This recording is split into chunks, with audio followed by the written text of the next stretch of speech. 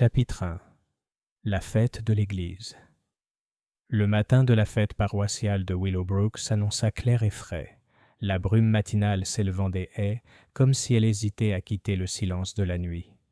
À 9 heures, la place du village était déjà transformée en un patchwork animé d'étals, de banderoles et de tables à tréteaux chargées de gâteaux faits maison, de pots de confiture et des inévitables couvre-théières tricotées.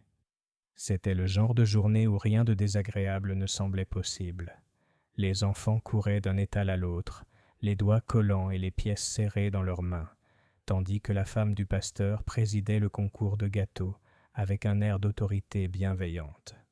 Le parfum des roses flottait des jardins voisins, se mêlant à la douce odeur de levure des scones tout juste sortis du four. Parmi la foule, Miss Jane Marple était assise sagement sur une chaise pliante près du stand de tombola, ses mains gantées soigneusement repliées sur son sac à main. Comme toujours, elle se contentait d'observer plutôt que de participer, même si elle avait acheté 1 ou 2 billets de tombola pour encourager les jeunes, comme elle le disait.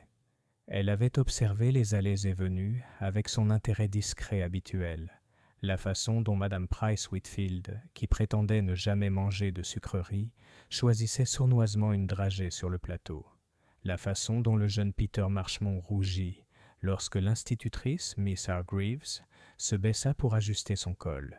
C'était une étude sur la nature humaine, et Miss Marple n'était jamais plus heureuse que lorsqu'elle se livrait à un tel catalogage privé.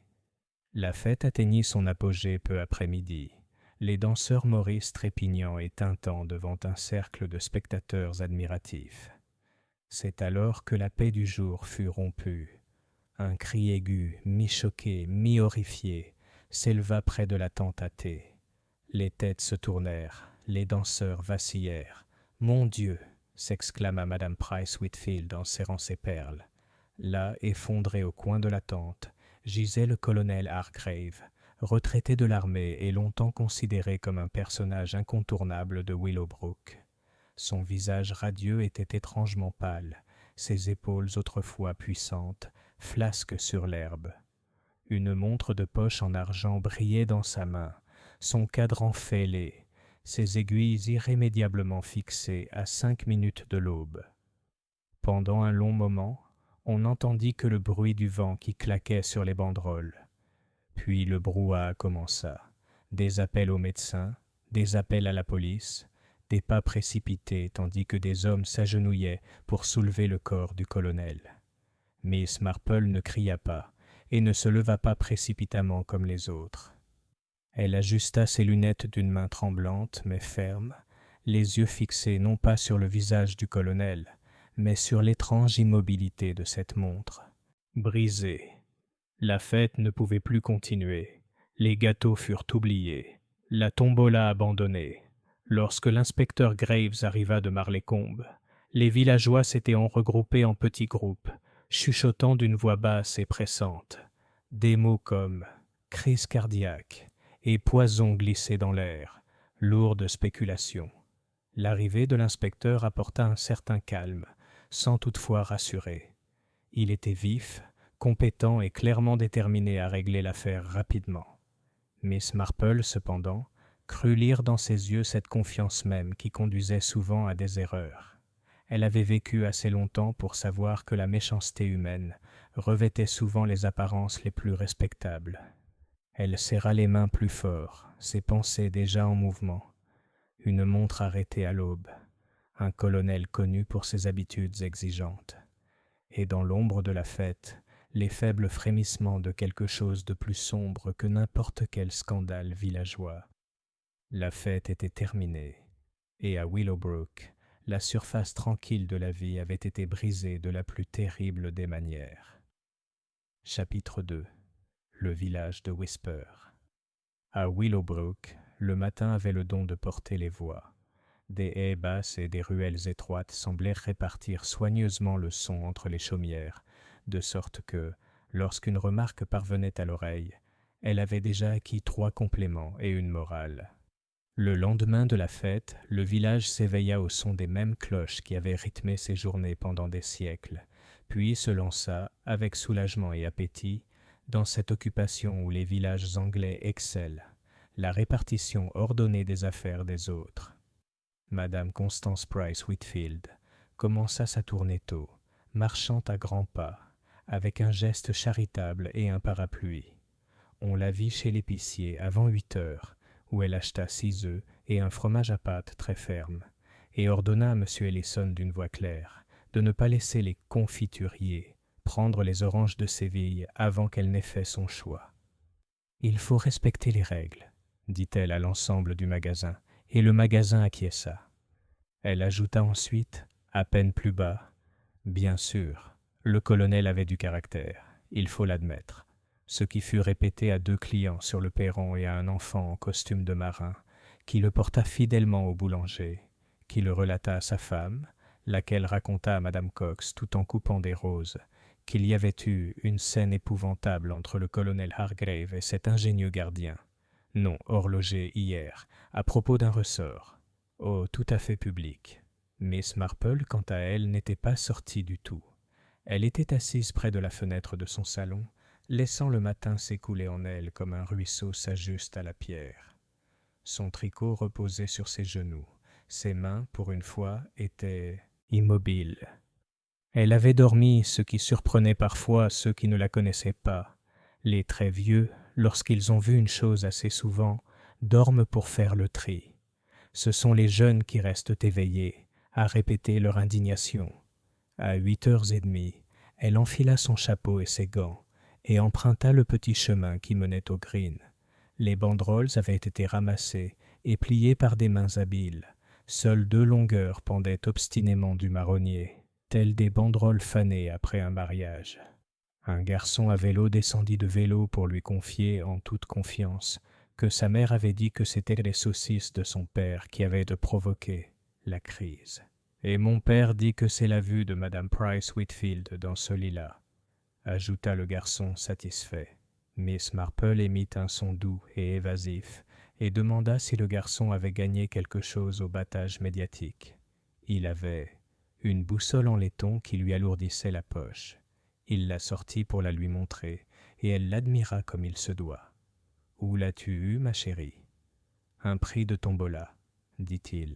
« C'est M. Denholm qui l'a apporté. »« De Londres. »« Vraiment ?»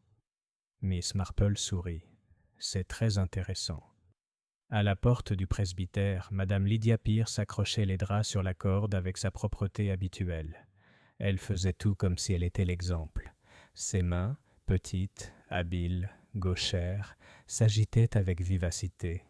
Le blanc du linge brillait au soleil. Lorsqu'elle aperçut Miss Marple, elle accourut aussitôt et retira la cheville d'entre ses dents.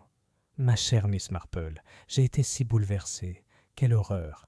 Le pauvre colonel. »« C'est vraiment affreux, » acquiesça Miss Marple. « J'espère, ma chère Lydia, que tu as laissé quelqu'un d'autre s'occuper du linge, juste pour cette fois. » Lydia rit légèrement. « Si j'attendais de l'aide, ma chère, rien ne serait fait. Alan est allé parler à l'inspecteur Graves de l'utilisation de la salle, et quant aux comptes, eh bien, il faut les régler immédiatement, n'est-ce pas ? » « Bien sûr, » dit Miss Marple. « Vous avez été si rapide hier à fermer la tirelire. Une précaution nécessaire. On entend souvent ce genre d'histoire. »« On n'est jamais trop prudent, » dit Lydia. Une pointe de satisfaction passa dans ses yeux au compliment sur son sens pratique, et l'inspecteur, pourtant très compétent, n'y avait pas pensé au premier abord. « Non, » répondit Miss Marple comme pour elle-même. « Il n'y a pas pensé au début. » La femme du pasteur hésita. « Madame Price Whitfield fait un sacré scandale. Elle est déjà allée chez l'épicier et le boucher. Je parie que le facteur aura réglé l'enquête d'ici 9 heures. »« L'énergie de Madame Price Whitfield, » dit gentiment mademoiselle Marple, « et l'épine dorsale de nos thés paroissiaux. » Lydia pencha la tête. « Certains disent que le colonel s'est disputé avec M. Fisk. »« Certains disent tout, » observa Miss Marple. « Je vais aller voir Martha. » Il vaut toujours mieux s'adresser à la famille qui a perdu quelqu'un. Ils en disent moins, mais c'est plus pertinent. À Hargrave House, elle trouva le portail maintenu ouvert par une brique, et Martha Briggs, vêtue d'un tablier propre, frottait le perron avec de l'eau et du sel. Martha frottait avec ressentiment, comme si le perron avait personnellement provoqué le malheur. « Bonjour, Martha. »« Vraiment ? Je ne devrais pas savoir, » dit Martha sans lever les yeux. « On a eu des agents sur le tapis, le médecin dans le garde-manger et mademoiselle Béatrice s'évanouissant dans la chambre bleue. Je disais que le colonel ne faisait pas de dégâts. Je retire ce que j'ai dit. » Miss Marple osa un petit compliment sur la propreté de l'escalier, ce qui lui valut un regard en coin et un « Tiens, voilà !» à contre-cœur. Le balai fut déposé. Martha la conduisit dans le couloir qui avait été remis en ordre d'une manière qui laisse immédiatement deviner qu'il était en désordre depuis peu. « Je ne répondrai pas aux questions de tout le monde, attention, » dit Martha, « mais ça ne me dérange pas que tu colportes des ragots. Tu dis la vérité et tu fais du thé. »« J'essaie, » dit Miss Marple. « Comment va Miss Hargrave ?»« Blanche, » dit Martha. « Blanche et inutile. » Pas méchante, remarquez, juste idiote. Elle pense que si elle dit qu'elle n'a rien fait, les gens cesseront de penser qu'elle a fait quelque chose. Ça ne marche jamais. « C'est rare, » acquiesça Miss Marple. « Le colonel a-t-il pris son petit déjeuner comme d'habitude hier ?» Martha serra les lèvres. « Il a dit qu'il ne voulait pas grand-chose. Du thé et du porridge, et pas de cette sauce sévillane. J'ai mis le miel dehors. Il l'a reniflé et m'a dit comment ça allait se passer. Est-ce qu'il a pris de la marmelade ? » « Je vous l'avais dit, » dit Martha vexée. Le colonel était contre la marmelade depuis 1947, année où j'en ai brûlé une fournée sous Madame Beauchamp. Il ne me l'a jamais pardonné. « Oui, » répondit Miss Marple, « on transfère souvent le péché à la chose. » Martha la regarda. « Il y avait un plateau dans sa chambre avant le lever du jour, » dit-elle soudain, comme agacée de l'avoir dit. « Une gorgée de thé, à cause de cette toux. J'entends une maison, mademoiselle, comme une bouilloire. Je sais quand il y a une tasse sur le palier et quand il n'y en a pas. Je l'ai entendu. Vers 16 heures. Ce n'était pas moi. » La tête de Miss Marple ne bougea pas, mais quelque chose d'attentif en elle s'aiguisa. « Vous avez entendu une tasse sur le palier, » répéta-t-elle doucement. « Et une porte ? » « Une porte et des marches qui n'ont rien à voir, » dit Martha. « Je connais le pas du colonel. Il a posé le talon comme un ordre. Ceux-là étaient plus rapides. Et la porte d'entrée est partie avant 6 heures. Je n'étais pas levé, mais j'étais réveillé. Vous savez, une porte d'entrée, mademoiselle. Elles ont toutes une voix. »« C'est vrai, » dit Miss Marple. « Et Miss Béatrice. »« Elle gémit, » dit Martha. « Elle a gémi hier à l'aube, et j'ai cru que c'était le chat jusqu'à ce que je la trouve dans le verger, les cheveux lâchés, pleurant dans les lauriers. Elle n'a pas voulu dire pourquoi. Je pense que Denholm était venu à la maison, une créature mielleuse. Il m'appelle ma chère femme, et regarde l'heure. » « L'horloge ?»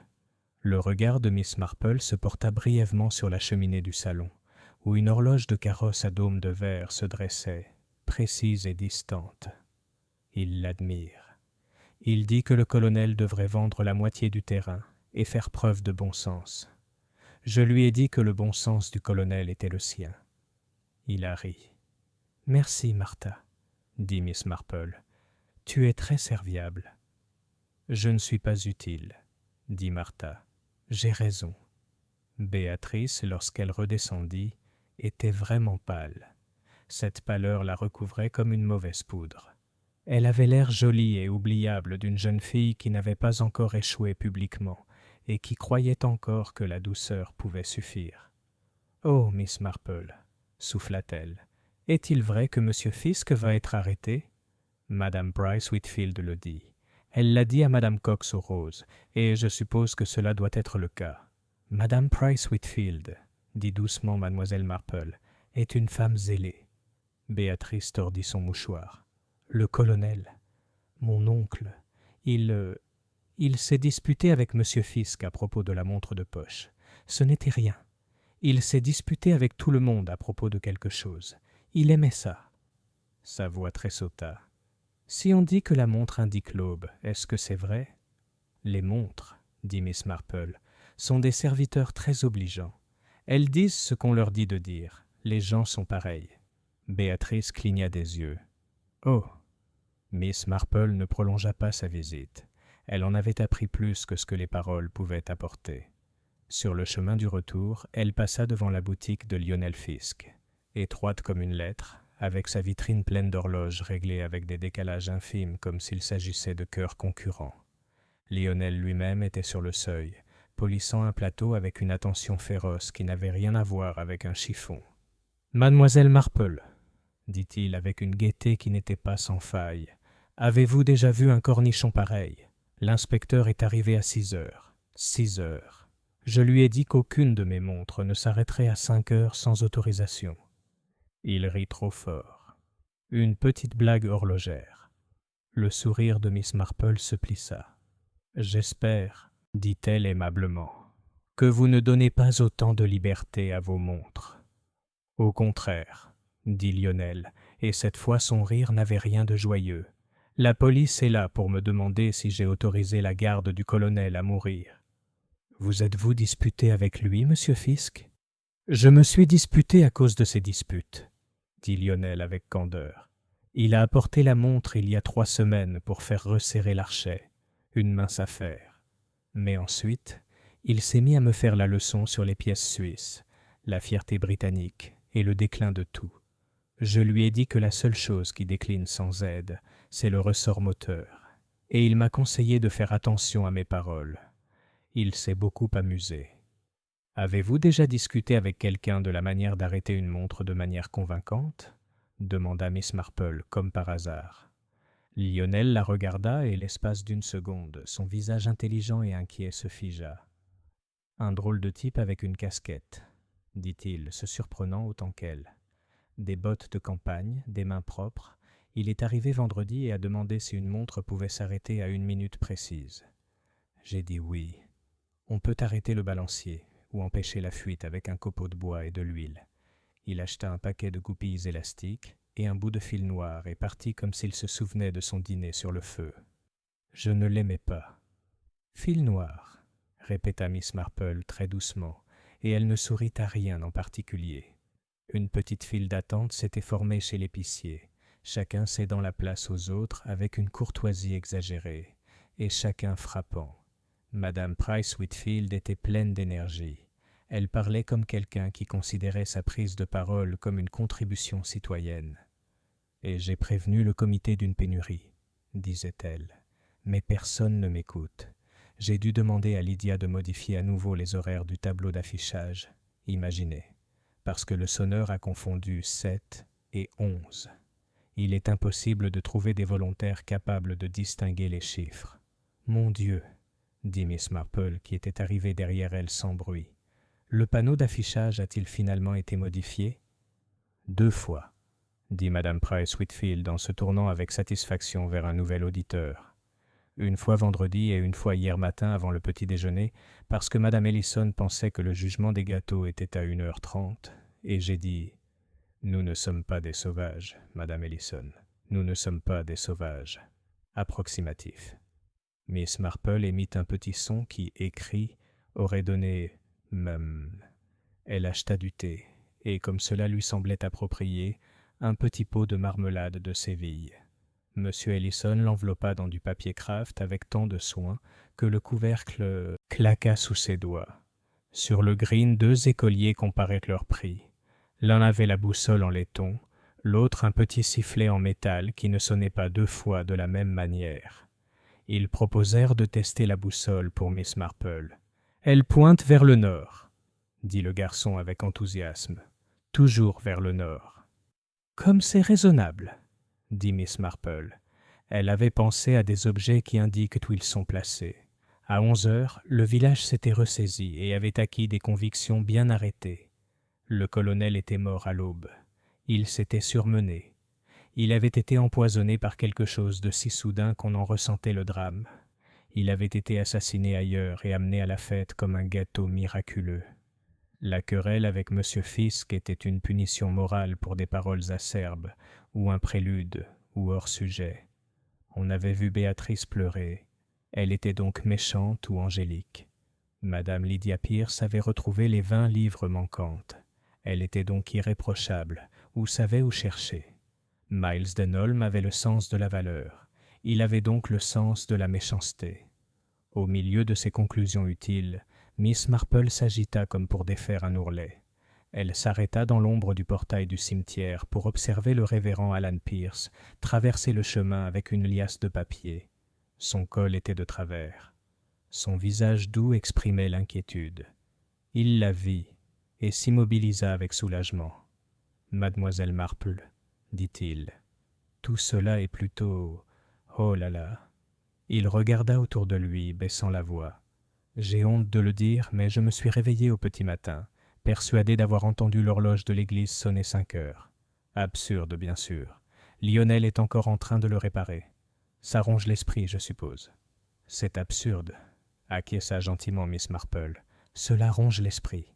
Quand on croit qu'un événement a pu se produire à une heure précise, notre mémoire nous offre des signaux d'alarme. » Le vicaire le fixa du regard, puis parvint à esquisser un léger sourire. « Vous êtes toujours si réconfortant. »« Je suis seulement vieille, » dit Miss Marple. « C'est à peu près pareil. » Elle rentra chez elle par la ruelle plus calme, longeant la haie qui masquait la chambre de M. Denholm au Rose and Crown.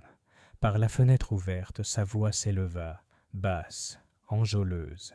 On pouvait presque entendre ses mains douces façonner la valeur. « Il y a des hommes, » pensa Miss Marple, « qui traitent les objets comme des femmes, et les femmes comme des objets. » Elle n'avait jamais trouvé cette performance convaincante. Devant son portail, elle s'arrêta. Sur le paquet de papier dans son panier, la ficelle avait coupé une fine ligne, et son pouce, en la posant, la détacha avec une légère adhérence. Elle pensa au couvercle serré par les gauchères, à la graisse qui s'imprime sur le laiton poli, et au fil noir cassé dans une charnière. Elle pensa aussi au pas de Martha et à une porte d'entrée qui parlait avant 6 heures. À midi, le village avait décidé que l'inspecteur Graves arrêterait quelqu'un avant le dîner.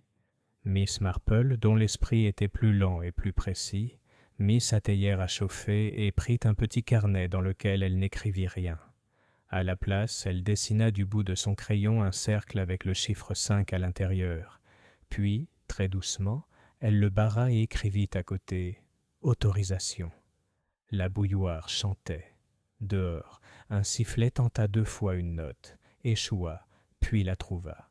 Des voix passèrent, changeant de forme au passage. Miss Marple versa son thé, ajouta du miel et s'assit pour réfléchir à une question embarrassante et banale parmi son peuple. Qui par habitude, par souci de propreté et par nécessité, penserait à laisser le temps dire ce qui lui convient, et ce faisant, arrangerait même cela. Chapitre 3. La théorie officielle. L'inspecteur Graves était un homme vif et déterminé. Lorsque ses bottes franchirent Willowbrook Green le lendemain de la fête, le village était déjà prêt à admirer son efficacité. Il était grand, costaud, avec cette moustache qui donnait une impression d'action même au repos. Il installa son quartier général dans le bureau du presbytère, doté d'un bureau de qualité et d'une fenêtre donnant directement sur la verdure. De là, tel un général, il envoyait les questions, convoquait les témoins et prononçait les jugements avec une franchise qui rassurait les villageois. L'heure du décès est incontestablement 5 heures du matin, annonça-t-il à 11 heures, après avoir consulté le médecin. La montre du colonel l'indique et l'estimation du médecin la confirme. Par conséquent, il tapota vivement son crayon sur le bureau. L'effondrement n'était que la conséquence tardive d'une crise antérieure. Un poison, très probablement. Un geste tardif et astucieux. Les villageois hochèrent la tête. Après tout, une montre ne pouvait guère mentir. Madame Bryce Whitfield, assise bien droite sur la chaise d'appoint du vicaire, déclara « J'ai dit la même chose à Madame Cox. Intelligent inspecteur. Trop intelligent, si je puis dire, pour notre petit Willowbrook. Ça sent la ville. » L'inspecteur Graves inclina gravement la tête, ce qui lui fit extrêmement plaisir. C'est à ce moment-là que Lionel Fisk fut introduit, sa casquette à la main, l'air indigné, teinté de peur. L'inspecteur le regarda avec une pointe de soulagement. Visiblement, le coupable était là. « Vous étiez en conflit avec le défunt, » commença Graves sans cérémonie. « Plusieurs témoins vous ont vu vous disputer la semaine dernière. » Lionel rougit. Une dispute à propos d'un ressort d'arc, monsieur. Difficile de justifier un meurtre. Le colonel vous a confié sa montre. Pour tendre un archet, oui. Une réparation insignifiante. Je n'ai jamais touché au mouvement. Je risquerais ma réputation. Graves leva la main, le réduisant au silence. On a trouvé dans votre atelier un morceau de papier contenant une substance cristalline. Il jeta un coup d'œil à son carnet. Marqué strychnine. Pourriez-vous m'expliquer? La bouche de Lionel s'ouvrit, puis se referma. C'est absurde. J'utilise des poudres pour nettoyer. Oui, mais pas de strychnine. Néanmoins, voilà. Vous êtes en difficulté financière. Le colonel était connu pour être dur avec les commerçants qui lui déplaisaient. Mobile et moyen, monsieur Fisk. Mobile et moyen. Miss Marple, qui avait été autorisée à s'asseoir tranquillement dans un coin sous prétexte de prendre le thé avec madame Pierce, leva alors ses doux yeux bleus. Les motivations et les moyens sont, j'ose le dire, souvent très convaincants, inspecteur. Mais il ne faut pas non plus oublier le caractère. Lionel, quel que soient ses défauts, a toujours été un travailleur consciencieux. Graves esquissa un sourire crispé. Madame, je me fie aux preuves, pas aux impressions. Lionel, devenu tout blanc, s'exclama. Quelqu'un est venu me voir vendredi, un drôle de type avec une casquette, pour me demander si on pouvait faire arrêter une montre à tout moment. Je lui ai répondu que oui, même si ce serait malhonnête. Il a acheté du fil, des goupilles à ressort, du bois à cheville. C'est tout. Je n'y ai pas prêté attention sur le moment. Une histoire bien commode, dit Graves sèchement. Un inconnu anonyme est toujours utile. Je pourrais le décrire, protesta Lionel. Des bottes, un peu campagnard. Assez, dit l'inspecteur. Pour l'instant, vous resterez sous étroite surveillance. La protestation de Lionel s'estompa. Il fut conduit dehors, les épaules raides, le visage crispé par une indignation déconcertée. Dès que la porte fut refermée, madame Price Whitfield se pencha en avant, ses perles tremblantes. Je dois dire, inspecteur, qu'on se sent déjà plus en sécurité. Nous ne pouvons pas laisser notre horloger expérimenter des poisons sous notre nez. C'est tout à fait anormal. Miss Marple croisa les mains sur ses genoux. Elle ne parla pas. Pourtant, derrière ses lunettes, son regard ne se posa pas sur madame Price Whitfield, ni sur le crayon affairé de l'inspecteur, mais sur la légère trace sur le buvard du vicaire, là où la main agitée de Lionel avait appuyé.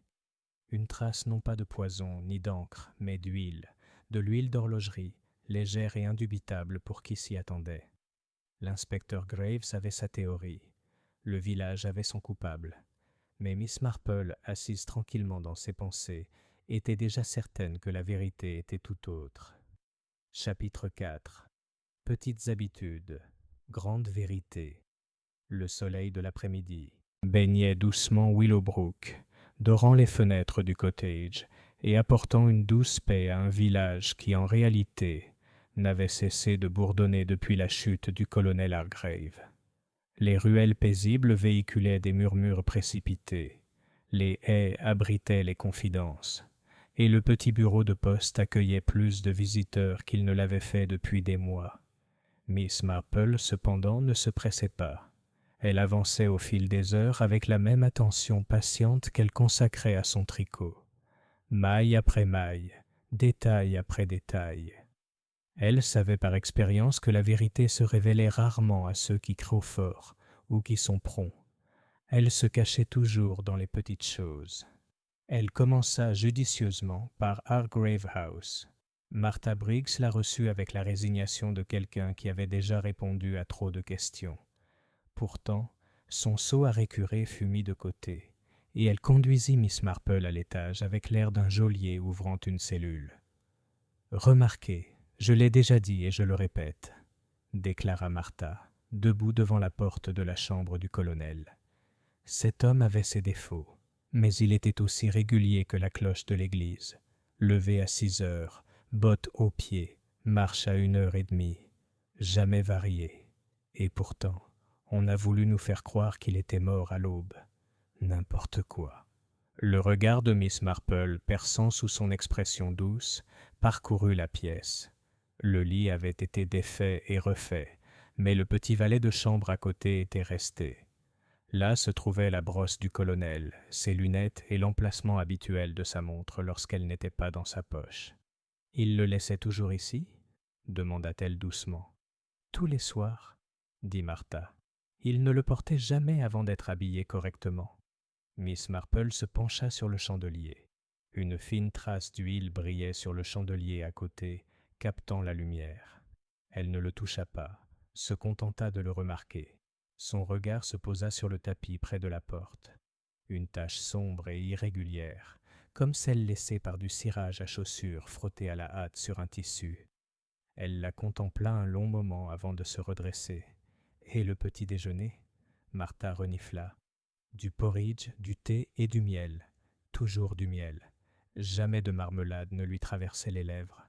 Il disait que c'était bon pour ceux qui ne savaient pas faire la différence entre l'amertume et le sucre. Miss Marple sourit faiblement. Et pourtant, le pot de marmelade dans le garde-manger semble avoir été ouvert hier. « Ce doit être mademoiselle Béatrice, » dit Martha en pinçant les lèvres. Elle se gratte de temps en temps. Mais pourquoi était-elle dans la cuisine avant l'aube? Je n'arrive pas à comprendre. Miss Marple ne la pressa pas, hocha simplement la tête et demanda des nouvelles de la santé de Béatrice. Béatrice elle-même apparut bientôt, pâle comme la veille et plus tremblante. Elle essaya de sourire, mais ses mains se tordaient dans son mouchoir. « Vous devez me prendre pour une idiote, Miss Marple. Je ne sais pas trop quoi dire aux gens. Ils ont tous l'air de s'attendre à ce que j'avoue quelque chose. » « Ma chère, » dit Miss Marple d'une voix douce, « les gens s'attendent toujours à ce qui les amuse le plus. C'est dommage, mais c'est vrai. » Les yeux de Béatrice s'emplirent de larmes. « Tonton était si dur. Il voulait me couper les vivres si je ne... » Elle s'interrompit, les mots se bousculant. « Se marier à sa guise ?» demanda doucement Miss Marple. Les lèvres de Béatrice tremblèrent. « Oui. » « Il y a quelqu'un à Bath. Il est gentil, mais il avait besoin d'argent. Oh, j'ai dû emprunter. Juste un peu, tu comprends. Mais tonton ne me le pardonnerait jamais. » Miss Marple lui tapota la main. Elle ne posa pas d'autres questions. Elle savait qu'il valait mieux ne pas épuiser une jeune fille effrayée. Mais elle conserva ses mots, aussi soigneusement qu'une ménagère mettant du sucre de côté en période de rationnement. En descendant, Miss Marple s'arrêta dans le bureau du colonel. Il avait été rangé, mais trop vite. Un sous-main était retourné, un tiroir mal fermé. Elle remarqua une légère marque sur le sous-main, comme si quelqu'un y avait posé une chaîne de montre et l'avait tirée. Curieux, pensa-t-elle, car la chaîne du colonel n'était pas neuve, et le maillon le plus proche du fermoir brillait plus fort que les autres, comme s'il avait été récemment remplacé.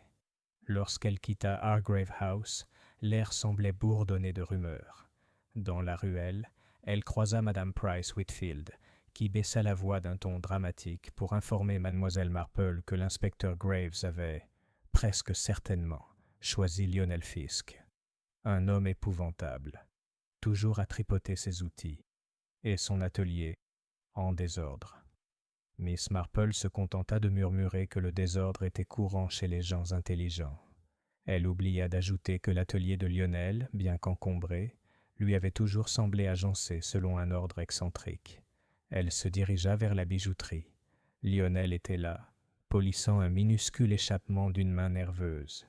Il leva les yeux, le visage crispé. « Ils m'auront mis au fer avant la nuit, Miss Marple, » dit-il amèrement. L'inspecteur voit un mobile dans chaque facture impayée et une culpabilité dans chaque rouage. Alors, peut-être pourriez-vous faire une petite démonstration à une vieille femme, dit Miss Marple d'un ton doux. Comment arrêter une montre, de manière convaincante, sans la casser? Lionel cligna des yeux, puis, peut-être reconnaissant de pouvoir parler de son art, alla chercher une montre de poche cabossée sur le comptoir. Il y a des moyens, voyez-vous? Un copeau de bois, une goutte d'huile, juste comme ça. Il lui montra comment arrêter l'équilibre, les aiguilles restant fixes comme si la montre s'était simplement arrêtée. C'est assez pratique, mais seulement si on sait comment faire. Miss Marple hocha la tête pensivement. Et si on était pressé? Lionel eut un petit rire. Tu risques de briser le verre si tu le fermes trop brusquement. ou de casser un fil si tu le coinces dans la charnière. » Miss Marple le remercia gravement. Elle retourna au soleil, l'esprit occupé à assembler de petites choses. De la marmelade là où il aurait dû y avoir du miel, une tache d'huile là où il n'y en avait pas, une semelle trop légère pour celle du colonel, et une montre qui s'était arrêtée sur commande. Les villageois parlaient en cris et en exclamations, en certitudes et en accusations. Mais Miss Marple savait que ce n'était pas le cas. C'étaient les habitudes discrètes, les actes que l'on faisait sans réfléchir, qui parlaient le plus de vérité. Et à Willowbrook, ces habitudes avaient déjà commencé à se murmurer. Chapitre 5. L'argent, la fierté et les vieux soldats. Les funérailles du colonel n'étaient là pas encore organisées, mais Willowbrook avait déjà commencé à évaluer l'héritage du défunt, non pas en termes d'affection, mais en termes de griefs remémorés et de dettes non réglées. Dans les petits villages, on juge un homme non pas à l'aune de ses richesses, mais aux querelles qu'il a emportées dans la tombe. Mardi matin, Miss Marple vaquait tranquillement à ses courses, et ce faisant, elle se retrouva à entendre bien plus que ce qu'elle demandait. À la poste, Madame Price Whitfield faisait la queue, son ombrelle pointée comme une arme, discutant avec qui voulait l'entendre de la prétendue fortune du colonel. Il devait avoir des milliers de dollars, vous savez, des pensions et des placements. Mais qu'en adviendra-t-il? Sa nièce? Une créature fragile et idiote. Non, je ne pense pas qu'elle saura s'en sortir. Et une telle maison, elle n'est pas faite pour une femme seule. Quelqu'un interviendra. C'est toujours le cas. Miss Marple sourit intérieurement et acheta ses timbres. Elle savait bien que dans les villages, la richesse était toujours perçue comme plus grande qu'elle ne l'était réellement, et les héritages toujours voués à disparaître. Plus tard dans la journée, elle croisa Miles Denholm devant le Rose and Crown. Il était élégant comme toujours, son costume un peu trop élégant pour les chemins de campagne, et son sourire vif et engageant. « Mademoiselle Marple ?» dit-il avec une légère révérence. « Puis-je vous dire que c'est une triste affaire? Le colonel était un homme distingué. Dommage qu'on n'ait pas pu le persuader de partager davantage de ses trésors avec le monde. » « Ses trésors ?» demanda doucement Miss Marple. « Eh bien, sa collection. »« Madame, revolver, médaille de campagne, dépêche. Je l'avais conseillé gratuitement sur la meilleure façon d'en disposer à son avantage. Il y a un marché, vous savez, et aussi un devoir patriotique, pourrait-on dire, de laisser ces objets trouver un foyer valorisant. Hélas, c'était un homme têtu. » Miss Marple inclina la tête. « Les habitudes tenaces peuvent être très réconfortantes, » observa-t-elle. Le sourire de Denholm s'éclaira. « Le confort, oui, mais pas le profit. Et pardonnez-moi, Miss Marple, mais le profit compte. Je suis sûr que sa nièce finira par s'en rendre compte. J'espère seulement qu'elle me permettra de l'aider. » Il souleva son chapeau et continua son chemin. Miss Marple resta un moment à réfléchir. Elle avait déjà vu de tels hommes, des hommes qui accordaient de plus de valeur aux objets qu'à leurs propriétaires, et qui masquaient leur avarice sous des mots comme appréciation. Cet après-midi-là, elle se rendit au presbytère. Lydia Pierce l'accueillit chaleureusement, bien que son visage fût plus figé que d'habitude, son calme teinté d'une certaine tension. Elle avait étalé des papiers sur la table à manger, les comptes de la fête, des colonnes soigneusement réglées, des rangées de chiffres à l'encre précise, et en bas, un montant au crayon, légèrement tracé puis effacé. C'était un vrai fouillis, admit Lydia en lissant les papiers. 20 livres manquantes au début, mais je les ai retrouvées. Un simple égarage. Tout est en équilibre maintenant. Je suis soulagé de l'apprendre, dit Miss Marple le regard doux. Il faut toujours garder les comptes en ordre. Lydia sourit avec une pointe de fierté. C'est mon devoir de veiller à ce que tout soit correct. Alan est dévoué à sa paroisse, mais il manque de sens pratique des chiffres. Miss Marple regarda la trace au crayon, la faible marque où les chiffres avaient été écrits puis effacés. « C'est une grande chance, dit-elle doucement, que vous ayez retrouvé l'argent manquant. » « Oui, » répondit Lydia d'un ton ferme. Cela prouve que tout est en ordre. En rentrant chez elle, Miss Marple passa en revue les observations de la journée. Une nièce endettée, un antiquaire avide des biens du colonel, une épouse de pasteur dont les comptes avaient été égarés et restitués avec une précision suspecte, et le colonel lui-même, un homme dont l'orgueil s'était fait des ennemis aussi facilement que d'autres, se faisait des amis. La théorie de l'inspecteur semblait satisfaire le village.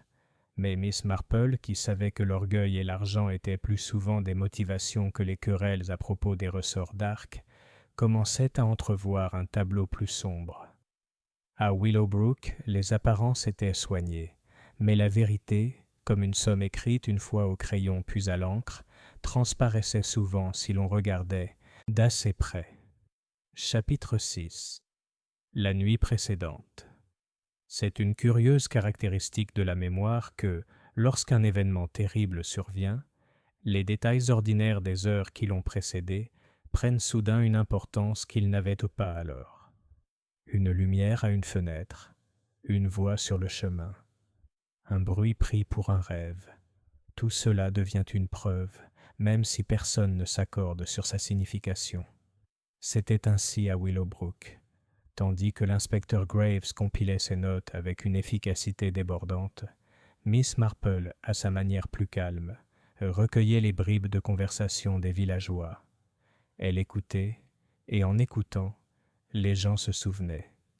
Au presbytère, le révérend Alan Pierce, doux et plein d'excuses, avoua qu'il avait été troublé par une étrange impression.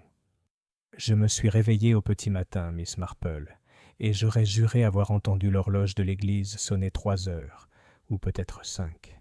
Mais bien sûr, ce n'était pas possible. Lionel Fisk a démonté le mécanisme. » Miss Marple hocha la tête avec sympathie. « Notre esprit nous donne souvent le son que nous attendons, révérend. Si l'on croit à l'aube, on pourrait presque entendre des cloches. »« Oui, oui, tout à fait, » acquiesça-t-il soulagé. À Hargrave House, Martha Briggs a raconté l'histoire avec sa franchise habituelle. Il y a eu un appel téléphonique après le dîner, je l'ai bien entendu. Le colonel l'a reçu dans son bureau, et il était dans une de ses colères. Il se débattait comme un régiment. Je n'ai pas entendu les mots, mais je parie que c'était ce type, ce Denholm, un homme bien rusé. Il a une voix de beurre râpée, et je reconnais son son quand il glisse sur un fil. « Et Miss Béatrice ?» demanda doucement Miss Marple. Martha pinça les lèvres. Elle était dans le verger après 10 heures, les cheveux lâchés, en pleurs comme une enfant. Elle disait qu'elle n'arrivait pas à dormir. Je l'ai laissé faire. J'en avais assez des braillements du colonel à l'intérieur. De la part de la fille du cottage qui aidait dans la cuisine, Miss Marple entendit une autre note curieuse. « J'ai entendu le carillon du colonel, mademoiselle, » murmura la jeune fille, alors que j'allais chercher de l'eau avant l'aube. Seulement ce n'est pas possible, n'est-ce pas? On ne sonne pas quand les travaux sont terminés. J'ai pensé que c'était peut-être le vent. » Miss Marple lui tapota gentiment la main. « C'est peut-être vrai, » dit-elle. Mais elle nota attentivement le détail. Une horloge qui sonnait alors qu'aucune sonnerie n'était possible ne signifiait qu'une chose. Quelqu'un avait voulu que le son soit cru. Dans la boutique de Lionel Fisk, l'horloger, encore rongé par les soupçons, se souvenait plus clairement du visiteur du vendredi sous la douce incitation de Miss Marple. « Un homme de la campagne, mais soigné, » dit-il. « Des bottes cirées, des mains trop lisses pour le travail. Il a demandé comment arrêter une montre à la minute près. Il a acheté du bois à cheville, du fil, des goupilles à ressort. Et il a payé en billets neufs, ce que j'ai trouvé bizarre. » Miss Marple demanda doucement. « A-t-il dit pour qui la montre devait être arrêtée ?»« Non, » répondit Lionel, mais il a parcouru mes caisses comme s'il voulait les mémoriser. Un coup d'œil rapide, mais avec habileté, comme un dealer. Plus tard dans la soirée, autour d'un thé avec Madame Price Whitfield, Mademoiselle Marple ramassa un autre éclat. « Madame Pierce m'a fait changer les horaires du tableau d'affichage 2 fois la semaine dernière, » déclara la dame d'un ton important. « Et dimanche matin, elle les a encore modifiés avant le petit déjeuner. Elle est consciencieuse, bien sûr, mais j'ai parfois l'impression qu'elle aime les choses trop précises. » Miss Marple murmura son accord, même si son esprit était déjà en train de tricoter les fils.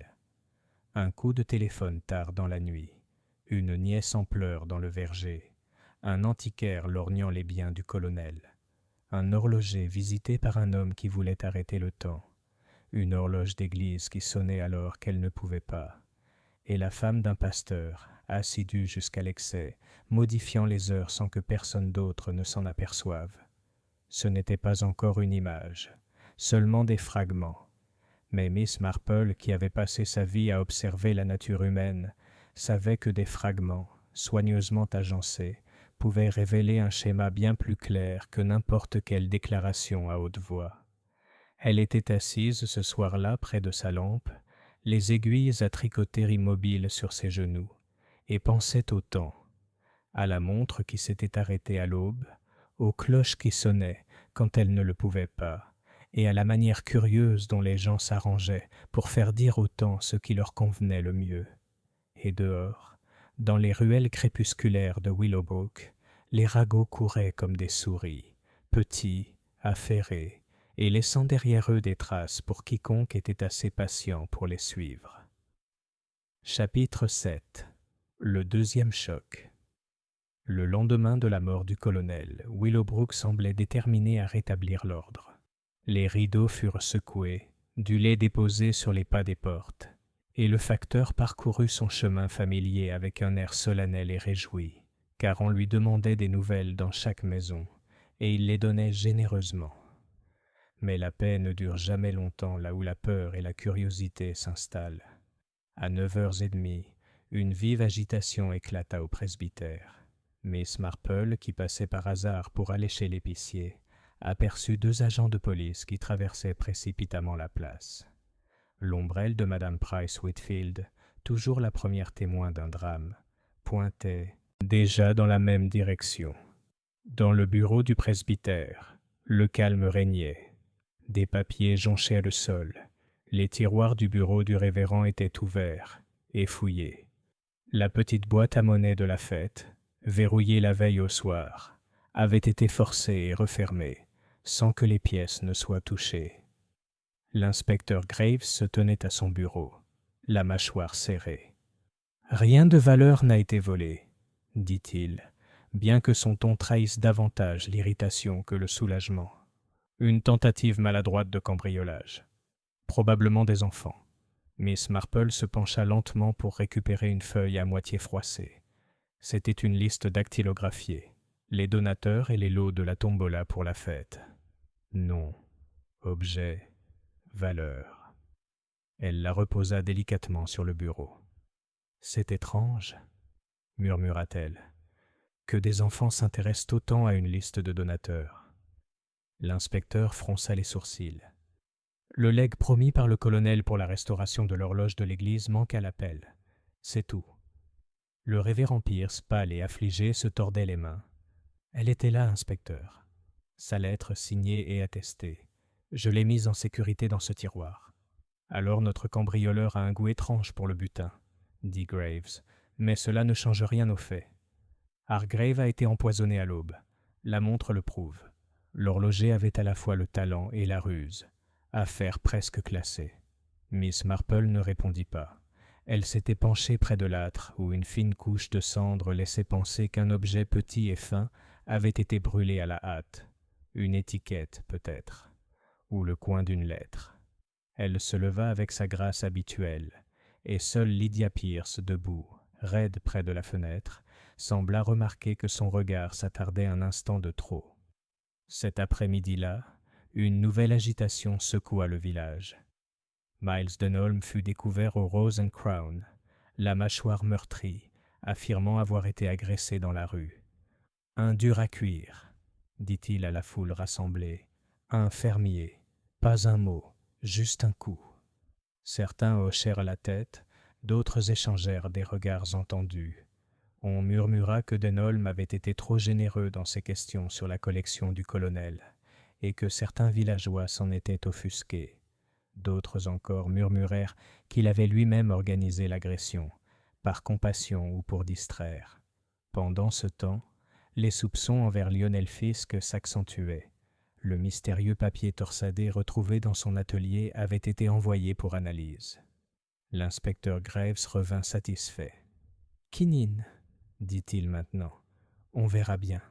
Mais strychnine ou quinine, que fait un tel paquet dans une horlogerie ?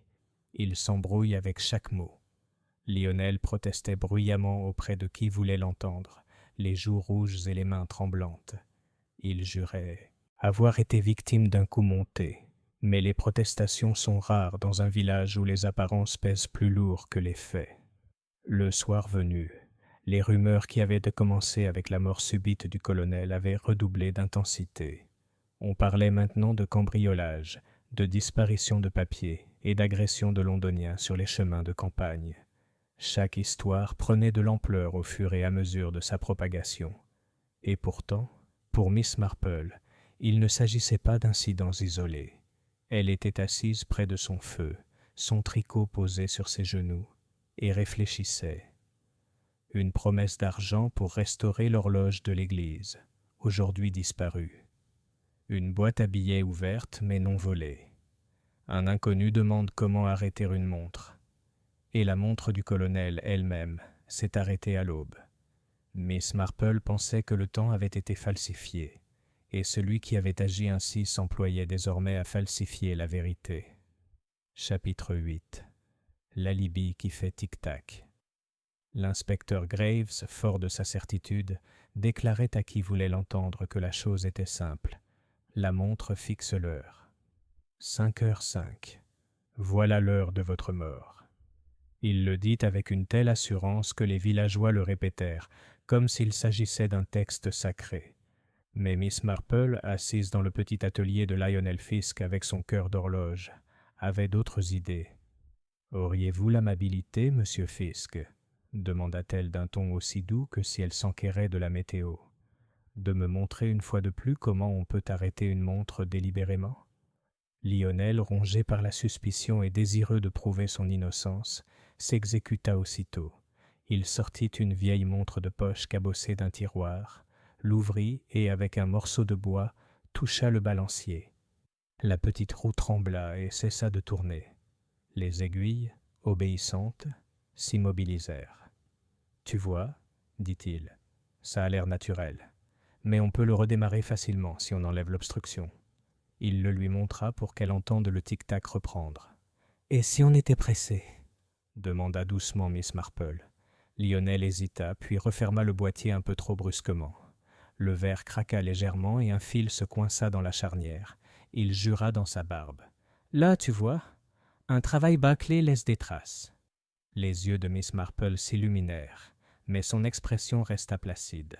« Oui, en effet, les marques sont très révélatrices. » Plus tard dans l'après-midi, elle retourna à Hargrave House. Dans le bureau du colonel, l'air sentait encore légèrement la fumée de pipe et l'encre. Sur le buvard, le léger sillon où reposait une chaîne brillait un peu plus sous la lumière. Elle le toucha délicatement d'un doigt ganté. La chaîne, avait-elle déjà remarqué, portait un maillon plus récent, qui n'avait pas subi les mêmes années d'usure que les autres. Sur la cheminée se dressait la pendule de carrosse à dôme de verre, silencieuse et délabrée. Elle se pencha. Sur le socle en laiton poli, on pouvait apercevoir une légère trace, comme celle de doigts tachés d'huile. Pas ceux du colonel. Ses mains étaient grandes, émoussées, laissant toujours des traces émoussées. Celle-ci était plus belle et récente. Lorsqu'elle interrogea Martha sur la routine matinale, la gouvernante fit preuve de sa franchise habituelle. « Je vous le dis, le colonel n'était pas mort à 5 heures. J'ai entendu une tasse sur le palier après 4 heures. Pas son pas, remarquez, mais une tasse plus légère. Quelqu'un a fouillé dans sa chambre avant qu'il ne sorte. Et le plateau du petit déjeuner, porridge, thé et miel. Jamais de marmelade. » Miss Marple hocha lentement la tête. « Et pourtant, murmura-t-elle, le pot de marmelade dans le garde-manger vient d'être ouvert. Le couvercle a été serré fermement, par une main gauche. » Martha lui lança un regard noir. « Vous croyez savoir quelque chose, Miss Marple ? » ?»« Non, » répondit doucement Miss Marple. « Seulement les habitudes sont tenaces. Et quand elles changent, c'est toujours pour une raison. » Le soir venu, Miss Marple avait rassemblé suffisamment d'informations pour être certaine d'une chose. La montre ne s'était pas arrêtée d'elle-même. Elle avait été arrêtée délibérément, puis posée sur le corps du colonel pour donner l'illusion d'une mort à l'aube. L'inspecteur avait été trompé par la propreté même de la chose. Mais Miss Marple, qui savait que la propreté était souvent le plus grand déguisement, s'assit près de sa lampe et s'autorisa un léger soupir. Le colonel n'était pas mort à l'aube.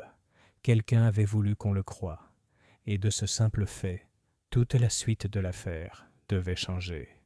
Chapitre 9. Empoisonnement par la patience.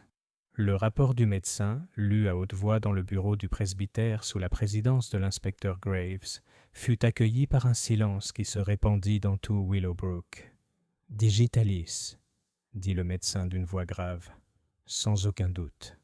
Suffisant pour arrêter un cœur robuste, mais pas immédiatement. Cela peut durer une demi-heure, 1 heure, voire plus, avant la convulsion finale. Ce n'est pas le poison du drame, mais celui de la patience. La digitale, répéta Madame Price-Whitfield, consternée. Mais c'est de la médecine. La médecine ne peut sûrement pas tuer. Tout médicament pris sans discernement peut avoir cet effet, dit doucement Miss Marple depuis sa chaise près du feu. Et la digitale est particulièrement dangereuse. Elle renforce puis apaise. L'inspecteur Graves griffonna rapidement dans son carnet. Donc, on cherche la source. Ça aurait pu être dans du thé, peut-être, ou du vin. Quelque chose consommé avant la fête. Du porridge, du thé et du miel, répondit fermement Martha Briggs. Pas de vin, pas de marmelade. Il n'y touchait jamais.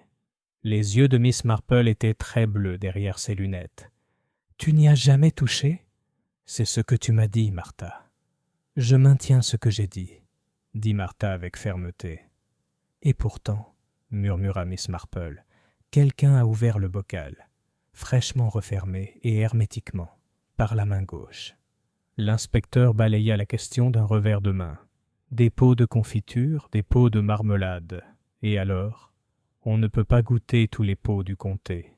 Miss Marple ne dit rien, mais elle avait pensé tout du long à la fête et aux tables à tréteaux chargées de sandwichs. Elle se souvenait de Lydia Pierce, pragmatique et posée, dirigeant le service du thé, ses mains passant rapidement sur les plateaux.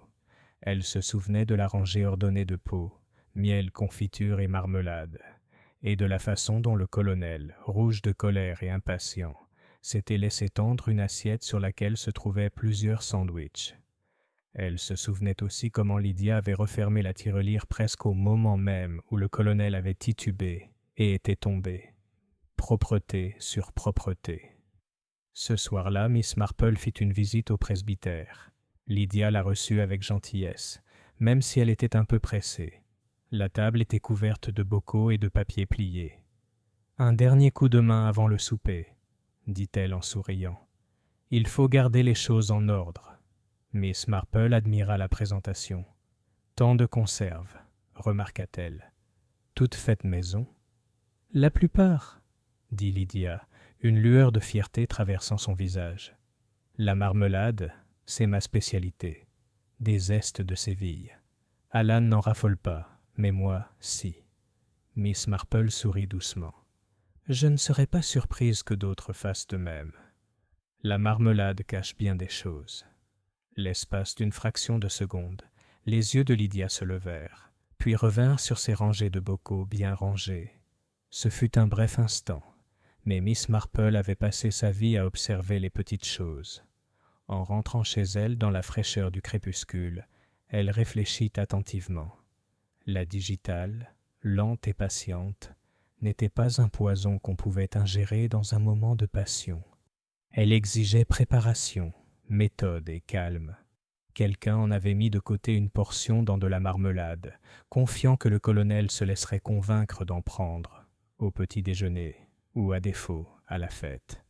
Et à Willowbrook, seule une main très pratique et ordonnée aurait pensé à masquer l'amertume dans une confiture amère. L'inspecteur Graves poursuivait toujours ses motivations et ses querelles.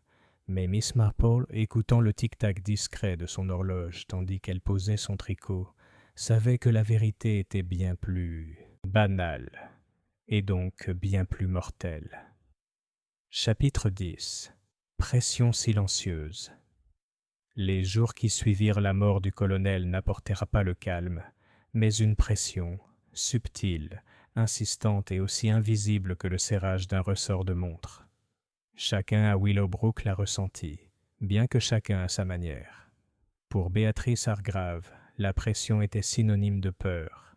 Miss Marple la trouva dans le petit salon bleu, pâle et agitée, les mains tordant le coin d'une lettre. « Je ne voulais pas te le dire avant, » dit Béatrice, la voix tremblante, « mais je ne peux plus le supporter. Je devais de l'argent, une petite somme au début, puis plus. Un homme de Bath, un prêteur sur gage. Il a dit que je serais ruiné si je ne le remboursais pas immédiatement. Mon oncle avait promis de m'aider, mais ensuite il a changé d'avis. Il m'a dit que je ne devais pas être stupide, que je devais gagner ma vie comme tout le monde. Et maintenant ?» Elle s'interrompit, enfouissant son visage dans ses mains. Miss Marple parla doucement. « Il est rarement sage de compter sur des hommes qui prêtent vite. Ils attendent toujours plus qu'ils ne donnent. Mais dites-moi, ma chère, qui d'autre était au courant de cette dette ?»« Personne !» s'écria Béatrice. « Sauf M. Denholm, peut-être. Il a dit qu'il pouvait m'aider à vendre discrètement des affaires de mon oncle. Mais je jure que je n'ai jamais accepté. » Miss Marple lui tapota la main. « Tu as été stupide, certes, mais pas méchante. La méchanceté est bien plus froide. » Miles Denholm lui-même, confronté ce même après-midi au salon Rosencrone, se montra plus franc. Il se pencha et baissa la voix pour que seule Miss Marple puisse l'entendre. « Le colonel avait des trésors, » dit-il d'une voix doucereuse. « Un revolver de la guerre des Boers, des sabres de présentation, des journaux de campagne. Il comptait en vendre un ou deux, pour arranger quelques problèmes familiaux. Puis, bien sûr, il a changé d'avis. Quel obstiné! Ça lui a coûté cher, j'imagine. »« Tu veux dire que ça lui a coûté la vie ?» demanda Miss Marple d'un ton doux. Les yeux de Denholm se plissèrent. « Je ne le dis pas, mais il s'est fait des ennemis. Un homme qui amasse ses richesses quand d'autres sont dans le besoin ne devrait pas s'étonner que le ressentiment grandisse. » Miss Marple poussa un léger soupir. « C'est curieux, » dit-elle doucement, comme les hommes confondent souvent l'avidité avec un conseil. Denholm rougit, et pour une fois, n'eut pas de réponse. Au presbytère, Lydia Pierce reçut Miss Marple avec son calme habituel. Elle avait ouvert les comptes de sa maison sur la table à manger, une règle soigneusement alignée sur une colonne de chiffres. « Ma chère Miss Marple, » dit-elle chaleureusement, « vous me trouvez complètement dépassée. Le pauvre Alan ne peut plus faire face à la police, aux enquêtes, aux demandes. C'est à moi de mettre les choses en ordre. Et les comptes de la fête, je vous l'assure, sont maintenant en ordre. » Les yeux de Miss Marple se posèrent sur les feuilles, des figures à l'encre, chacune précise, mais de légères traces de crayon encore visibles en dessous. Elle pencha la tête. « Une telle diligence est admirable, Lydia. Il est curieux de voir comme le crayon persiste, même après avoir tracé dessus. Le sourire de Lydia ne faiblit pas. Il faut tenir un registre clair. Les erreurs sont si inconvenantes dans une paroisse. » Miss Marple ne dit rien, mais son regard s'adoucit. Elle avait déjà vu cette même propreté chez d'autres mains, il y a longtemps, une propreté qui dissimule autant qu'elle révèle. Avant de partir, Lydia lui montra une petite boîte en bois remplie d'étiquettes d'apothicaire. « Un vestige du métier de mon père, » expliqua-t-elle avec un léger rire. « Il était chimiste, même s'il a fini par tomber en disgrâce. Je les garde pour l'artisanat, vous comprenez ? Des étiquettes décoratives. » Miss Marple jeta un coup d'œil aux rangées bien rangées, laudanus teinture d'opium, violette numérique. Un espace était vide là où il aurait dû être. « Comme c'est ordonné, » murmura Miss Marple, « même si je vois qu'il y en a un qui s'est égaré. » La main de Lydia se dépêcha de refermer la boîte. « De vieilles choses, » dit-elle d'un ton léger. « Rien d'important. » Miss Marple se contenta de sourire. Ce sont souvent les vieilles choses qui comptent le plus. Ce soir-là, seule dans sa chaumière, Miss Marple posa son tricot et joignit les mains. Béatrice avait été sotte, Denholm avare. L'inspecteur, avide de propreté. Mais Lydia Pierce, Lydia pratique, méthodique et gauchère, commençait à occuper une place importante dans ses pensées, car la digitale n'était pas l'arme de la passion. C'était l'arme de quelqu'un qui planifiait avec une précision sereine, quelqu'un qui savait mettre de l'ordre même dans la mort. Chapitre 11. Disposition des pièces. À la fin de la semaine, Willowbrook s'était installé dans ce rythme incertain qui suit une catastrophe.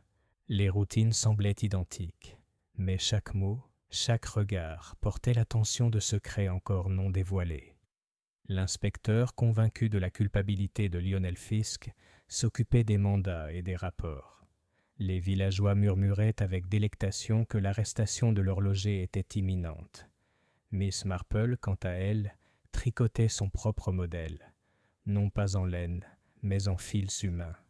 Elle commença par une suggestion faite lors de la réunion de la Guilde des femmes. Ce serait agréable, n'est-ce pas, de prendre un peu de thé pour celles qui ont travaillé si dur à la fête. Juste une petite réunion tranquille dans la salle du presbytère. L'idée fut accueillie avec enthousiasme, notamment par Madame Price Whitfield, qui déclara fournir le tourteau de graines, et par Lydia Pierce, qui, avec son calme habituel, proposa d'organiser la table. La date fut fixée au lendemain après-midi. De retour chez elle, Miss Marple écrivit 2 courts mots. L'un était adressé à Lionel Fisk, lui demandant si elle pouvait emprunter un plateau de montre cassé pour une leçon de propreté. L'autre, adressé à l'inspecteur Graves, l'invitait également à prendre le thé. « Il y a peut-être quelque chose qui vous intéressera », ajouta-t-elle de sa petite écriture soignée. La salle du presbytère était illuminée par le soleil de l'après-midi. Des pots de confiture brillaient sur le rebord de la fenêtre. Des gâteaux et des sandwichs étaient disposés en rangées bien ordonnées, et le petit groupe de villageois s'installait, l'air de gens prêts à se rafraîchir et à bavarder. À un bout de la table, Miss Marple était assise, son sac à tricot à côté d'elle. Devant elle, un plateau de montres de poche et de pendulettes, le stock ancien et cassé de Lionel, certaines fêlées, d'autres silencieuses, d'autres encore sans aiguille. « J'ai pensé, » dit gentiment Miss Marple, « que ça nous amuserait de les étiqueter, juste pour nous entraîner.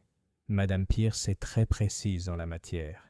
Elle a une écriture des plus admirables. » Lydia sourit, les joues légèrement rouges. « Si c'est utile, bien sûr. » Elle prit les petits bouts de carton et commença à écrire. Montre, arrêtée à 2h10. Montre, arrêtée à 8h45. Sa plume se déplaçait avec fluidité, avec détermination.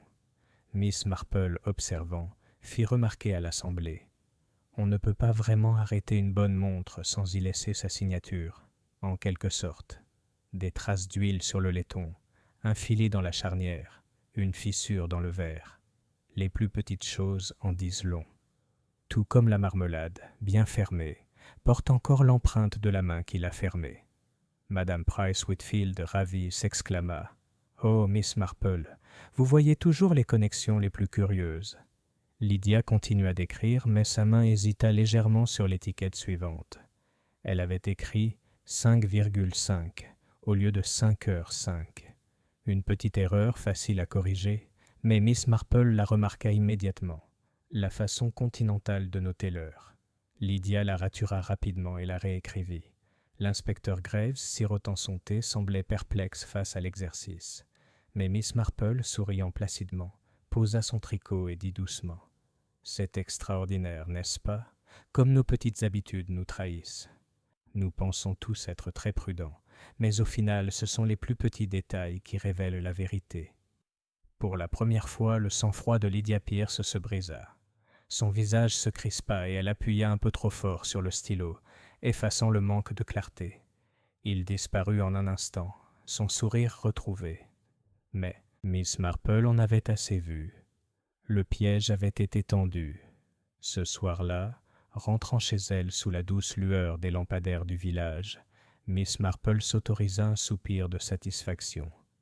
Elle n'avait besoin ni de confessions criées, ni de scènes dramatiques. C'était bien assez pour une femme à l'esprit ordonné de se trahir avec de l'encre, comme elle s'était trahie avec des pots, des pièces et des montres. Demain, le dénouement final allait avoir lieu. Mais ce soir, les pièces du puzzle étaient en place. Chapitre 12. La révélation.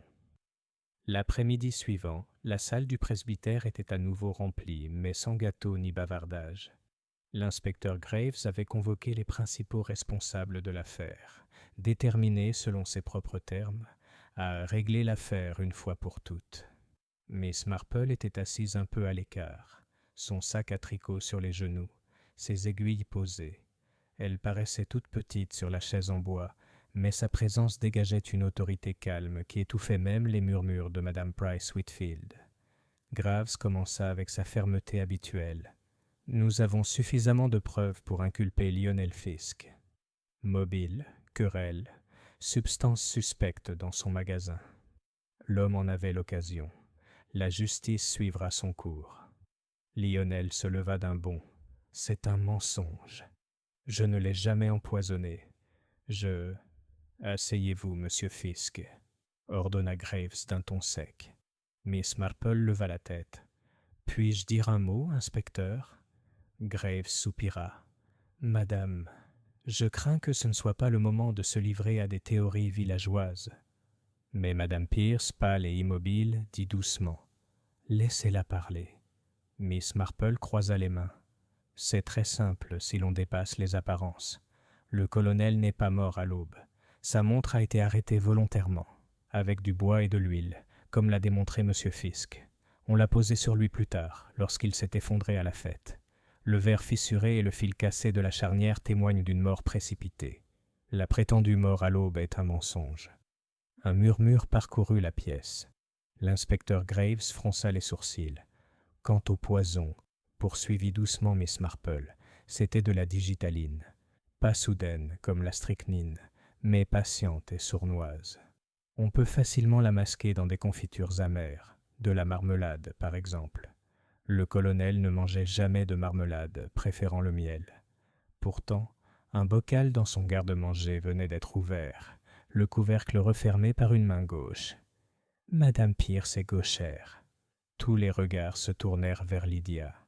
Elle était assise très droite, les mains jointes sur ses genoux. Miss Marple poursuivit d'une voix assurée. Le matin de la fête, Madame Pierce persuada le colonel de prendre quelque chose pour se fortifier. Un sandwich à la marmelade, peut-être, offert avec empressement, entre autres.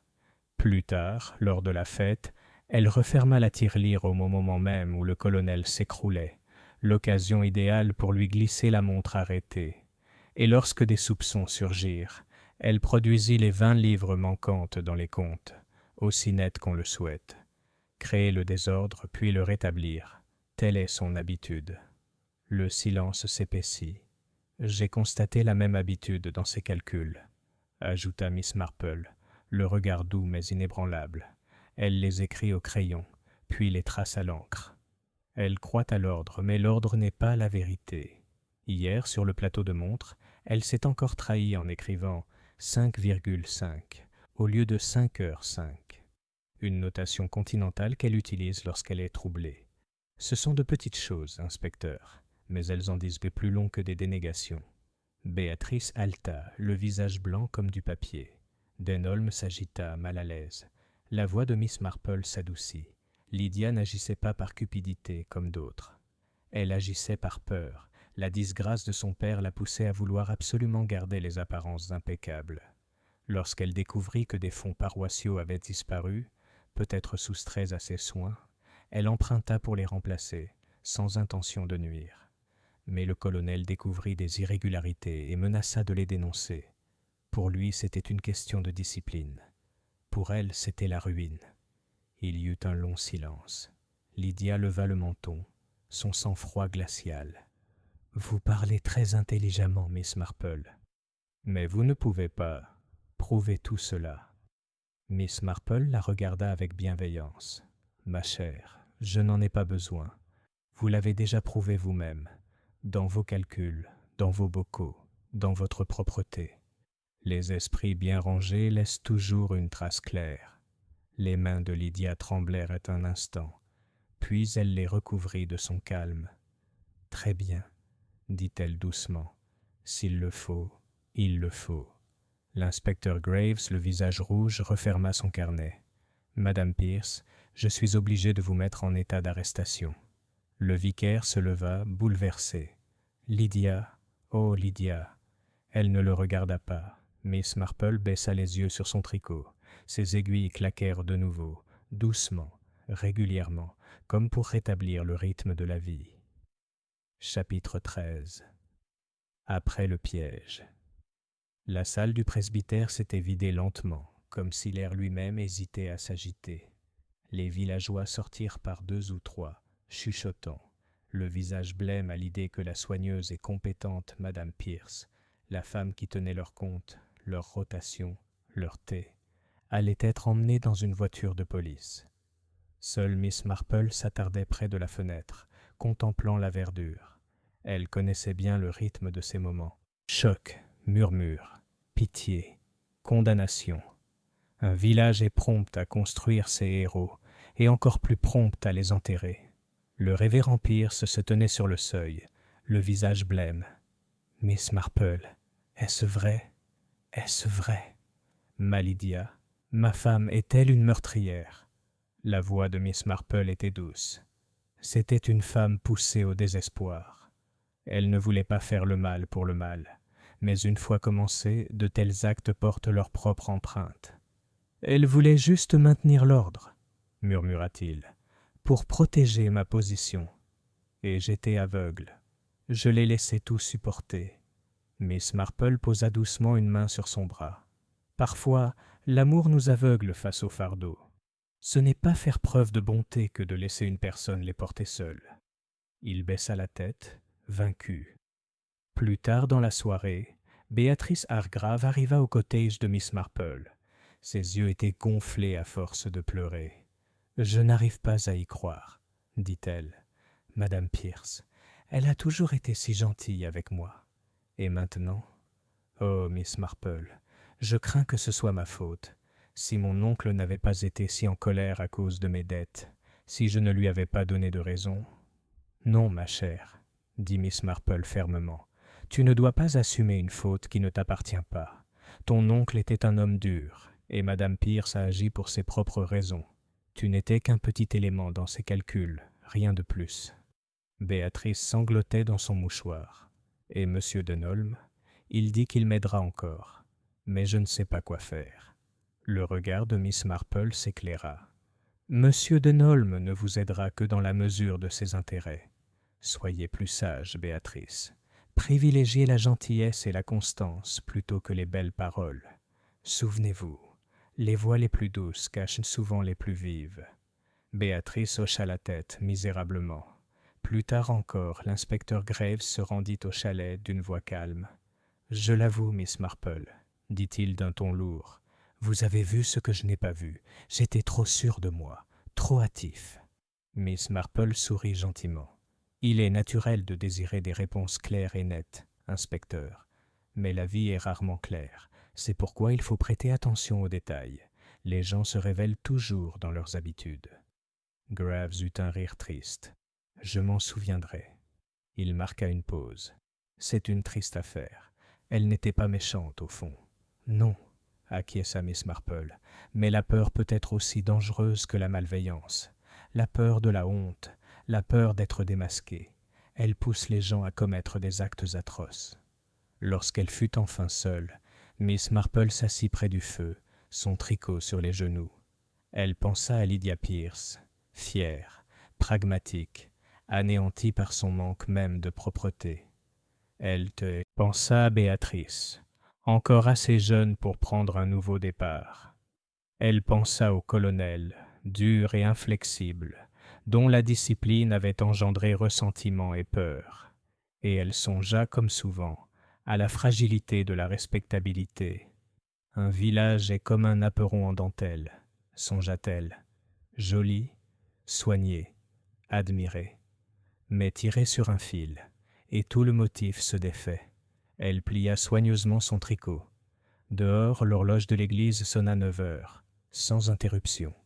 Malgré tous ses problèmes, Willowbrook allait reprendre son modèle.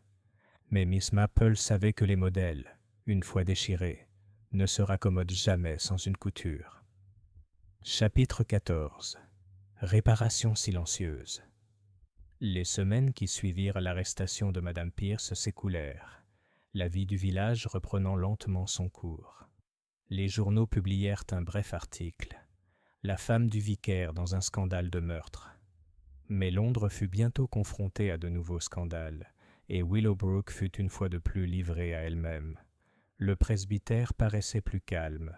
Les rideaux étaient tirés plus souvent, le curé se déplaçait les épaules voûtées, et les paroissiens, bien que compatissants, parlaient à voix basse. Pourtant, les cloches du dimanche sonnaient encore, et les cantiques s'élevaient avec leur ferveur habituelle. Une paroisse, songea Miss Marple, a son propre instinct de survie. À Hargrave House, Béatrice vaquait à ses occupations d'un air réservé. Mais lorsque Miss Marple la visita, elle la trouva en compagnie d'un jeune notaire avisé de Marleycombe, discutant de la location d'une partie du domaine et de la vente de quelques biens inutiles. Le ton de Béatrice était d'une sérénité qu'elle n'avait jamais connue auparavant.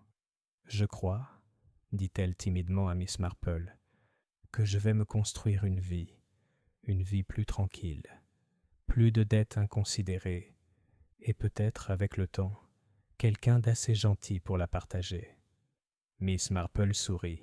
« Ce serait très sage, ma chère. » Quant à Lionel Fisk, une fois les soupçons levés, il devint presque une recommandation. Les villageois, désireux d'effacer leur jugement hâtif, commencèrent à le qualifier de très calomnié et à lui apporter en masse horloges et montres.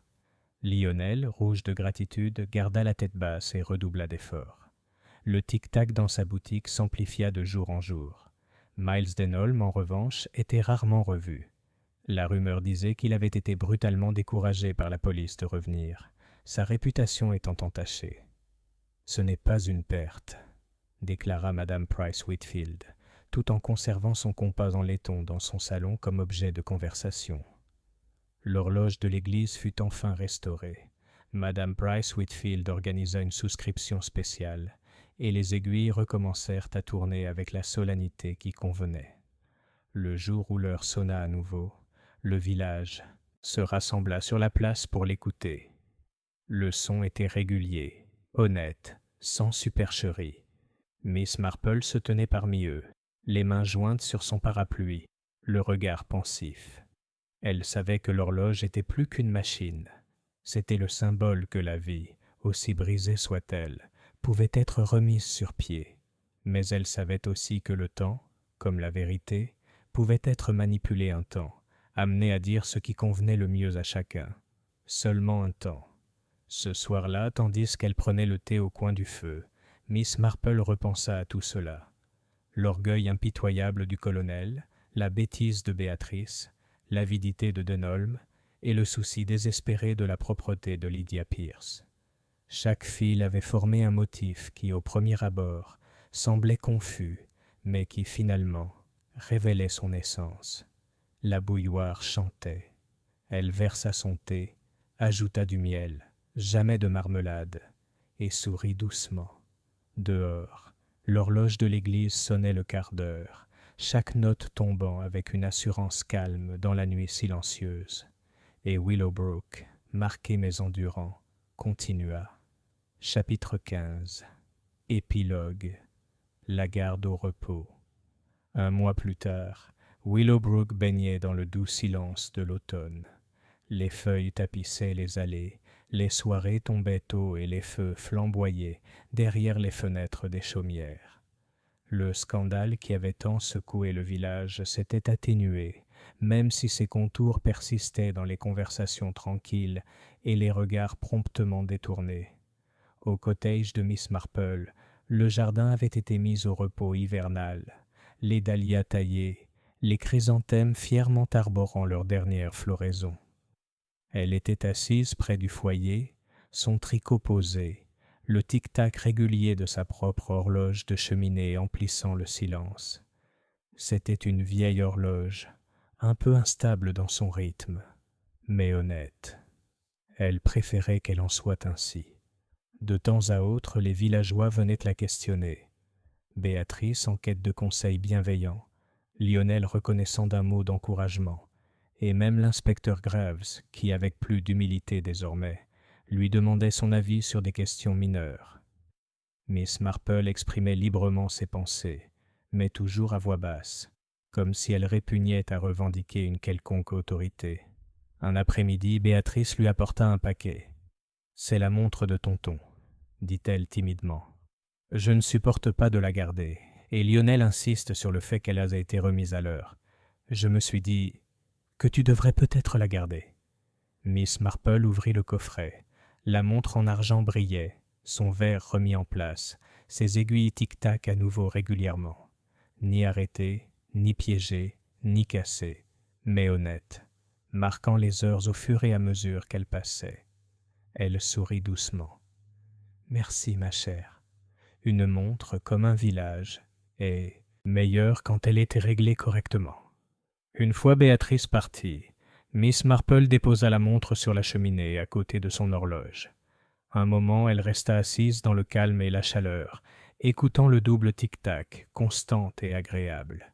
Et elle pensait, comme elle le faisait souvent, à la façon dont les êtres humains, avec toute leur vanité, leur peur et leurs secrets, étaient très semblables à des horloges, complexes, délicates et susceptibles de s'arrêter si on les manipule trop souvent. Dehors, l'horloge de l'église sonna l'heure, son carillon résonnant à travers le village avec un calme mesuré. Miss Marple croisa les mains, satisfaite. L'heure était à nouveau réglée, du moins pour l'instant. Chapitre 16. Un coup discret. C'était un matin humide de novembre lorsqu'on frappa à la porte du cottage de Miss Marple. Elle venait de s'installer avec son thé et son tricot, le feu crépitant chaleureusement dans la cheminée. Dehors, la brume s'attachait au-dessus de Willowbrook, adoucissant les haies et masquant le clocher de l'église. À la porte se tenait le jeune Peter Marchmont, casquette à la main, les joues roses de froid. Il paraissait à la fois gêné et impatient. « Pardonnez-moi, Miss Marple, » balbutia-t-il. « Maman a dit que vous pourriez, enfin, savoir des choses. C'est seulement ma boussole, celle que j'ai gagnée à la fête. Elle pointe vers le nord, mais ce n'est pas toujours le cas.